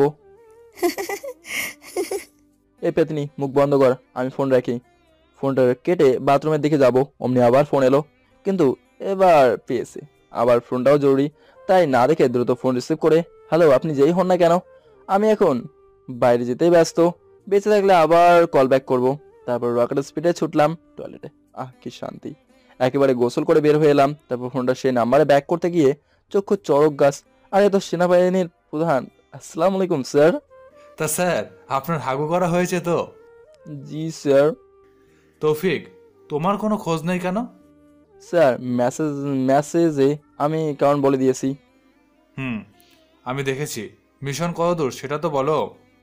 এখন শেষ জনকে শুধু তুলে আনতে হবে, তাহলেই মিশন সাকসেসফুল। কিন্তু এটা খুবই কঠিন আর রিস্কের। সাবধানে করো, তোমার উপর কিন্তু আমার মেয়ের দায়িত্ব আছে। ওহ স্যার, প্যারা আর দেবেন না, এমনিতেই কাল রাতে খুব প্যারা দিয়েছে। দাঁড়াও, আরও একটু প্যারা দেয় বলে। মা তানিয়া, কোথায় তুই? স্যার, আপনার মেয়েকে ডাকছেন কেন? তুমি আমায় কম প্যারা দাওনি জামাই বাবাজি, আজ আমিও একটু দিই। ফোন কাটবো না, that's my order. Okay sir. Phone কানে লাগিয়ে বসে শুনছি বাবা মায়ের ফটর ফটর। বাবা, ডেকেছো আমায়? মা, তুই নাকি জামাই বাবাজিকে রাতে প্যারা দিয়েছিস, সেটারই বিচার দিল। এও বলল তোকে নাকি বিয়ে করবে না। কি এত বড় কথা? দাঁড়াও, ফোন কই রেখেছি, নিয়ে আসি। আরে মামনি, এই নে ফোন, আমি ওকে লাইনে রেখেছি, কথা বল। যাও বাবা, তোমার লজ্জা নেই? মেয়ে আর জামাইয়ের কথা শুনবে, আমার লজ্জা করবে। উফ, বাঁচলাম, আমার ফোনের টাকা বাঁচবে। আম্মাজান, তোমার আম্মট কই? ওই যে পাশের রুমে তোমার অপেক্ষায় আছে। তৌফিক, ফোন কাটো আর তোমার হবু বউকে সামলাও, আমি আমার বউকে সামলাই। ওগো তানিয়ার আম্মু, কোথায় তুমি? দিলাম ফোন কেটে। আর ভাবছি, শালা বুড়ো, বয়স হলো কিন্তু এখনো রস ফুরেনি। মনে হয় রস অত বেশি ঢালেনি। এসব ভাবছি আর হাসছি, এদিকে আমার ফোনটা কেঁদেই চলেছে। হ্যাঁ বউ, বলো। বাহ, একদিনেই বউ নাকি পাম দিয়ে ডাকছেন? কোনটা? দুটোই। তা কি করছে আমার বাবুটা? এই যে আমি বাইরে থেকে এসে প্যাম্পাস পরছি। ছি, তুমিও না, এই বয়সে কেন প্যাম্পাস পরে? তাহলে কেউ 26 বছরের যুবককে বাবু ডাকে? ধুর, আনরোম্যান্টিক বর একটা। তো নতুন কাউকে বেছে নাও, তাহলে আমি বাঁচি। কুত্তা, তোকে আমি বিয়ে করব তো করবই। দরকার হলে তুই আরো একটা বিয়ে কর, তাতে আমার সমস্যা নেই। তোর ভালোবাসা 2 সতীন ভাগাভাগি করে দিব, তবুও আমি তোকেই বিয়ে করব। বলছি, আমায় কাটাকাটি না করে দুজনে দুটো জামাই নিলেই পারো। আমিও বাঁচলাম, তোমরাও জামাই পেলে। দেখলেন আমি পুরাই নাদান বাচ্চা। সেটা পরে দেখবো, এখন বলো খাওয়া দাওয়া করেছো নাকি এখনো হাগু পাগু করে মাখিয়ে বসে আছো? হাগু পাগু মুতু করে আপনার অপেক্ষায় আছি, এসে পরিষ্কার করে দিয়ে যান। এটা তো ভাগ্যের বিষয়, বিয়ের আগেই বরের সেবা করব। দ্রুত অ্যাড্রেসটা দাও, আমি আসছি। সেটাই হচ্ছে লুচু বেডি। আমার কি সম্মান নাই? হ্যাঁ আছে তো সম্মান, কিন্তু বউয়ের কাছে লজ্জা নাই। তা বউ, তোমার চান্দু বাবা কি তোমার আম্মুকে রস দেয়নি? ছি, তুমি এসব কি বলো? তো কি বলবো, বুইরা বেটার মাথায় চুল উঠে টাকলু হয়েছে, তবু এখনো রস গেল না। সন্দেহ হয় তুমি টাকলুর মেয়ে তো। ঠিক আছে, ডিএনএ টেস্টের রিপোর্ট তোমাকে দেখাবো, কেমন? আচ্ছা শোনো, এইচআইভি এর পরীক্ষা করো, নয়তো আমি শেষ। ঠিক আছে, তাও করব। ও হ্যাঁ শোনো, তোমার রক্তটাও পরীক্ষা করো, বলো তো জানা আমাদের সন্তানের কোনো সমস্যা হইলে।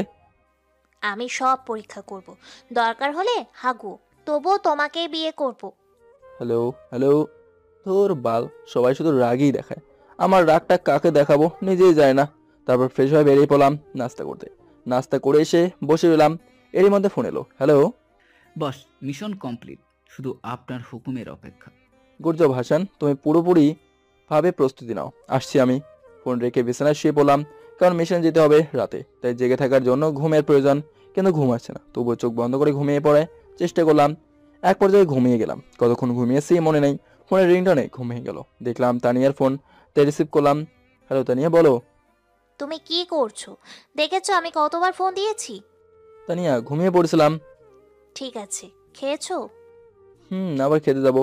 আর শোনো, তুমি আর তোমার সতীন দুজনে রান্না শেখো, কেমন? বিয়ের পর বউদের রান্না খাবো। সতীন কই পাবো? তোমার যাকে পছন্দ হয় তাকেই বানাও, আমি বিয়ে করতে রাজি আছি। ঠিক আছে, তাহলে আমি সতীন খুঁজি, তারপর দুজনে রান্না শিখবো। ফোনটা কেটে দ্রুত ফ্রেশ হয়ে রেডি হয়ে বের হয়ে পড়লাম। সামনে বিশাল 5 তলা একটা বাড়ি। হাসান। জি বস, বলুন। খবর পাক্কা তো? একদম পাক্কা। এরই মধ্যে ফোনটা বেজে উঠলো, রিসিভ করলাম। শিকার এখন বসে পান করছে। আমরা আজ মিশনে আসবো না, অন্যদিন করব। কি? হাসান যে বললো আজই? হাসান কি আমার বস, আমি যা বলবো তাই হবে। ফোন রেখে হাসানের দিকে তাকালাম। ভাই কি হলো এটা? হাসান, একটু পর বুঝবে, এখন এইসব দারোয়ানকে টপকে দাও দ্রুত। এরা তো আমার লোক বস। তাতে কি, এরা বেইমান, এটাই বড় কথা। না উক্কেল দেম। হাতের ইশারা করতেই বৃষ্টির মতো বুলেট তার বেগে তার নিশানাতে লাগতে লাগলো। মুহূর্তে সব গার্ডের কেল্লা ফতে। হাসান, তোমার পিস্তলটা এগিয়ে দাও তো। কেন? কেন বস? এটা পুরনো হয়ে গেছে, নতুন নিতে হবে, দ্রুত পিস্তল বের করো। হাসান পিস্তলটা বের করে দিল। আমি চেক করে দেখলাম ম্যাগাজিনগুলি রয়েছে, সাথে লোড করা, তাই সাইলেন্সার লাগিয়ে হাসানের কপালে ঠেকিয়ে। হাসান, তোকে আমি কি দেইনি, আর তুই কিনা বেইমানি করলি? ভাই আপনি কি কি বলছেন? হয়তো এই ভাবছিস যে আমি জানলাম কিভাবে। এই দেখ, হাসানের টি শার্ট থেকে মাইক্রোচিপ দেখিয়ে, এটা দিয়ে তোর সব কথাই আমি শুনেছি। ভাই ভুল হয়ে গেছে ভাই। বাহ, এমন করিস কেন? যা, ওপরে ভালো থাকিস। শালা বেইমানের কোনো মাপ নেই। পরপর পুরো ম্যাগাজিনের বুলেট ওর কপালে ঢুকিয়ে দিয়ে আবারও চোপের আড়ালে গেলাম গাড়ির বের হওয়ার শব্দে। যা ভেবেছি তাই। বাড়ি থেকে একটু দূরে আসতেই গাড়ির চাকাতে গুলি করলাম এবং অপেক্ষা করতে লাগলাম। এমন সময় গাড়ি থেকে একটা লোক বের হলো। হ্যাঁ, এটা আমার চাচা ফেরদৌস, যে কিনা জানে না আমি হোয়াইট মাফিয়া কিং। চাচা থেকে হাতে পিস্তল নিয়ে বের হতে যাবে, অমনি ওর 5 সেকেন্ড 2টা গুলি করেছি, যা ওর 2 হাতে ফুটো করে দিল। তারপর ওর দিকে এগিয়ে গেলাম। চাচা, কি খবর? তুমি এখানে পড়ে আছো কেন? বাবা তৌফিক, দ্রুত হাসপাতালে নিয়ে চলো আমায়। বাবা, আমায় বাঁচা। ড্রাগ মাফিয়া কিংয়ের সেক্রেটারি, যে কিনা তার আপন ভাতিজা হোয়াইট মাফিয়া কিংকে মেরে ফেলার প্ল্যান করেছিল ড্রাগ মাফিয়া কিংয়ের সাথে, তাকে আমি বাঁচাবো? তুই হোয়াইট মাফিয়া কিং? কেন বলো তো? কোনো সন্দেহ আছে? আর থাকলেই বা কি, যা উপরে ভালো থাকিস। একেও মেরে দিলাম। তারপর দরজা দিয়ে ভেতরে ঢুকে ভেতরে গিয়ে ড্রয়িং রুমে চোখ পড়তেই চোখ কপালে উঠে এলো। তবু একটু নাটক করা শুরু করলাম। বাবা, চাচি, মা, তোমরা ইভাকে বেঁধে রেখেছো কেন? আমাদের নাদান বাচ্চা কিছুই বোঝে না। তো বাবা, হোয়াইট মাফিয়া কিং কিভাবে হলি? মাফিয়া? তো আমি কি বলছো, তোমরা ইভাকে ছেড়ে দাও। হ্যাঁ, বললেই ছেড়ে দিব। এত বড় প্ল্যান ছিল আমাদের, আর তুই সেটা নষ্ট করলি। তোর বাবা মা চাচা চাচিকে তো অনেক আগেই মেরেছি, তোকেও বের করে দিয়েছি বাড়ির থেকে, কিন্তু এই মেয়েটার ওপর কেমন যেন মায়া হচ্ছিল, তাই বাঁচিয়ে রেখেছি। এখন এর মরার সময় হয়ে গেছে, এই গুলি করো একে। খেয়াল করলাম এরা তিনজনই জানলার সোজা দাঁড়িয়ে আছে। ও তাই, ভালোই ভালোই বললাম ছেড়ে দে, নয়তো কি রে ছোকরা? এবার মাথায় গুলি ঠেকিয়ে ট্রিগারে চাপতে যাবে তার আগেই কাজ ভেদ করে পরপর 3টে গুলি এসে তিনজনের হাতে লাগে, আর ওদের হাত থেকে গুলি পড়ে যায়। তখন পাগলা, তোর এবার কই যাবি বল? মারবো নাকি ছেড়ে দেবো? ছাড়বো না তো অবশ্যই। এখন তার আগে এই দের হিসাব মেটাই। পকেটে ছুরি ছিল, দুজনের মুখ থেকে জিব্বা বের করে কেটে ফেলে সাথে সাথে গলাটা নামিয়ে দিলাম। তারপর এবার বাঁধন খুলে দিলাম। পাগলি আমাকে দেখেই কেঁদে দিল। কি হয়েছে আমার পাগলিটা, কাঁদে কেন? ভাইয়া এরা এরা জানি। এখন এদের খেলাটা শেষ করতে হবে, তুমি ওয়েট করো বলে পাশ থেকে চেয়ারটা টেনে বসলাম। বসার আগে ক্যামেরা অন করে এবার হাতে দিলাম। তার মানে তুই সেই ড্রাগ মাফিয়া কিং? তোর নাম শুনে মনে হচ্ছে তুই ফরেনার, তাহলে তোর চেহারা বাংলাদেশিদের মতো কেন? প্লাস্টিক সার্জারি করেছে। তোর মূল উদ্দেশ্য কি ছিল এই দেশে আসার? এই দেশকে নিজের দখলে আনার। তোর মতো ফরেনাররা এমনই হয়। যা, তোর দেশ লাগতো না, যা, তোকে পুরো পৃথিবীর বুক থেকে মুছে দিলাম। AK-47 দিয়ে পরপর পুরো ম্যাগাজিনে ওর উপর খরচা করেছি। তারপর ইভাকে নিয়ে বের হয়ে আসি অন্ধকার জগৎ থেকে। কয়েকদিন পর ইভাকে নিয়ে ঢাকায় চলে আসি হেডকোয়ার্টারে। কংগ্রাচুলেশনস তৌফিক, এত বড় একটি মিশন কমপ্লিট করার জন্য। এটা আমার ডিউটি স্যার। তারপর মেডেল পাওয়ানো হলো। সবকিছু শেষ করে ইভাকে নিয়ে বের হতে যাব, অমনি শ্বশুর সামনে হাজির। স্যার কিছু বলবেন? স্যার নয়, এখন আমি অফ ডিউটিতে। তো জামাই বাবাজি, এবার আমার মেয়েটাকে নিজের করে নাও। আমার বয়স হয়নি স্যার। না, বয়স হয়নি। এতদিন বিয়ে করলে সন্তানের বাবাও হতে। ঠিক বলছি না মামনি? ভাইয়া এবার বিয়ে করো। দেখলেন শ্বশুর মশাই, আমার বোনটা বলল, কি করে না শুনি? তো কি ভাবলে? ভাবছি বিয়েটা করেই ফেলবো। চলো চলো, শুভ কাজে দেরি করতে নেই। শ্বশুর বাড়ি এলাম, আদর যত্নর অভাব নেই, কিন্তু কথা হলো নিজের বউটাকে এখনো দেখিনি। চারপাশে চোখ ঘুরিয়ে দেখতে লাগলাম, তবুও নেই। এমন সময় কেউ গলা খাকারি দিল। দেখলাম শ্বশুর, সাথে আরো একজন বয়স্ক লোক, প্রায় দুজন সমান সমান। আরে শ্বশুর আব্বা যে, কিছু বলবেন? এই এসব কি? এখানে আমরা দুজন আছি, মানে বহু বচন বলতে হবে, শ্বশুর আব্বারা। কেন কেন কেন মানে? তুমি একমাত্র ব্যক্তি যে কিনা। আর বলতে দিল না। না, শ্বশুর এক, শ্বশুর দুই। বাধা পেয়ে চুপ হয়ে গেল। হ্যাঁ বলুন শ্বশুর দুই। ওটা শুনতে হবে বলে শ্বশুর আব্বারা গেলেন। এইভাবে এখন পাত্তা দিচ্ছে না, শুধু মুচকে হাসছে। আমি তো নাদান বাচ্চা, তাই চুপ করে আছি। দেখতে দেখতে বিয়ে হয়ে গেল, কিন্তু ওমা অবাক করা বিষয় হলো 2বার বিয়ে পড়ালো, আর 2বারে পাত্রীর নাম ভিন্ন। আমি অত না ভেবে কবুল বলে দিয়েছি। বাসর ঘরের সামনে এবারকে 20,000 টাকা দিয়ে কোনো মতে ভেতরে ঢুকলাম, আজ আচ্ছা মতো বিড়াল মারবো বলে। কিন্তু ওমা, এ কি, এখানে তো 2টা বউ লুডু খেলতে ব্যস্ত। আমি এসেছে দেখে খেলা বন্ধ করে দুজন 2 পা ধরে সালাম করে চলে গেল। আমি ধীর পায়ে একজনের ঘোমটা তুলে 2 হাত পিছিয়ে গিয়ে, তুমি? আমি। চিনতে পেরেছেন? আসলে আমার আন্ডারে আমার নিচের পদে চাকরি করতো। তার মানে তুমি স্যারের মেয়ে? আগে জানলে। বলো, আগে জানলে একটু খেয়ে দেখতাম। যাই হোক, এখন একেবারে খাবো। তাই এই মেয়েকে একে বের করে দো। ওই, ও বের হবে কেন? ও আমার সতীন তো। সতীন? সতীন, তুমিই তো বলেছিলে তোমার 2 বউ দরকার, তাই আমার পছন্দ মতো একেই ঠিক করে নিয়ে এসেছি। আরে ওটা তো এমনি বলেছি।